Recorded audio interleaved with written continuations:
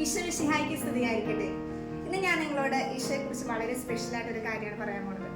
അതാണ് നമ്മുടെ ഈശോ ഉണ്ടല്ല, ഭയങ്കര സർപ്രൈസ് ഗിവിംഗ് ആണ്. നമ്മുടെ ആരും അറിയാണ്ട് നമ്മുടെ ഉള്ളിൽ കൂടെ പോകുന്ന ചില മിന്നായ പോലുള്ള ചില ആഗ്രഹങ്ങളില്ലേ, കൊച്ചു കൊച്ചു ആഗ്രഹങ്ങൾ, അതൊക്കെ ഈശോ വളരെ കാര്യമായിട്ട് എടുക്കും. അതിൻ്റെ ഒരു എക്സാമ്പിൾ സിസ്റ്റർ പറയാം. ഞാനൊരു പ്രാവശ്യം ഫ്രാൻസിസ് പാപ്പയെ ഭയങ്കര ഇഷ്ടമാണ്. അപ്പോൾ ഫ്രാൻസിസ് പാപ്പയുടെ ചിത്രത്തിന് മുമ്പിൽ ഇങ്ങനെ നോക്കി നിന്നപ്പോൾ പാപ്പയുടെ കുരിശിനെ വളരെയധികം ആകർഷിച്ചു. അപ്പോൾ കുരിശ് നോക്കിയിട്ട് ഞാൻ പറഞ്ഞു, ഓ ഇതുപോലത്തെ ഒരു കുരിശ് നമുക്കൊന്ന് കാണാൻ കിട്ടിയിരുന്നെങ്കിൽ എന്ന് ഞാനിങ്ങനെ ചിന്തിച്ചു. അത് കഴിഞ്ഞ് ഒരു മാസം തികയുന്നതിന് മുമ്പ് എനിക്കൊരു ജപമാല ഒരു സിസ്റ്റർ സമ്മാനം തരാണ്. അത് വേറൊരാൾക്ക് കൊടുക്കാൻ വേണ്ടി സിസ്റ്റർ എടുത്തുകൊണ്ട് പോയതാണ്.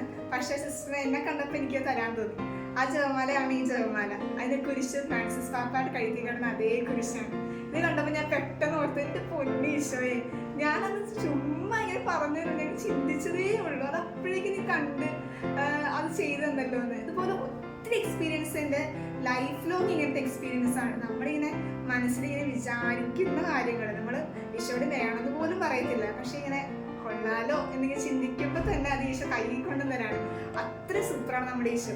അപ്പോൾ ഇതുപോലെ നിങ്ങളും നിങ്ങളുടെ ലൈഫിൽ കൊച്ചു കൊച്ചു ആഗ്രഹങ്ങളൊക്കെ സാധിച്ചുന്ന എക്സ്പീരിയൻസ് ഉണ്ടാവും. അത് മറ്റുള്ളവരായിട്ട് ഷെയർ ചെയ്യുക. അതുപോലെ തന്നെ ഈശോയുടെ ഇങ്ങനെ കുഞ്ഞു കുഞ്ഞു ആഗ്രഹങ്ങളൊക്കെ പറഞ്ഞു നോക്കുക. അതൊക്കെ ഈശോ നമുക്ക് സാധിച്ചു തരും. നമ്മുടെ ഈശോ നമുക്ക് ചെയ്തു തന്നില്ലെങ്കിൽ പിന്നെ ആരും നമുക്ക് ചെയ്തു തരും. Praise the Lord.